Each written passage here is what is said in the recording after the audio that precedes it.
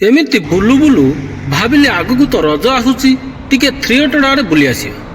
Theatre ପହଞ୍ଚି ଦେଖିଲି ପୁରା ଲୋକ ଖଚାଖଚ, ଜାଗା ନାହିଁ ତା ଭିତରେ। କାର ଗୁଡ଼ିକ ଲାଇନ ହୋଇ ଥୁଆ ହେଇଛି। ଭାବିଲି ଓଡ଼ିଆ ସିନେମା କେଉଁଦିନ କ'ଣ ରିଲିଜ ହେଉଛି।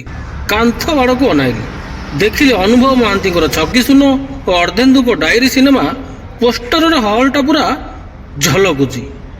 ଏ ଦୁଇଟା ସିନେମାଟା ପଡ଼ିଛି, ଆଉ ଦୁଇଟା ଗଲା କୁଆଡ଼େ।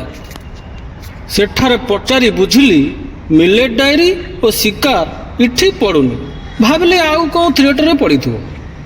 ଲୋକ ଗହଳିରୁ ଅନୁମାନ କଲି ରଜ ବଜାରରେ ସିନେମା ଗୁଡ଼ିକ ଭଲ ବିଜନେସ୍ କରିବ।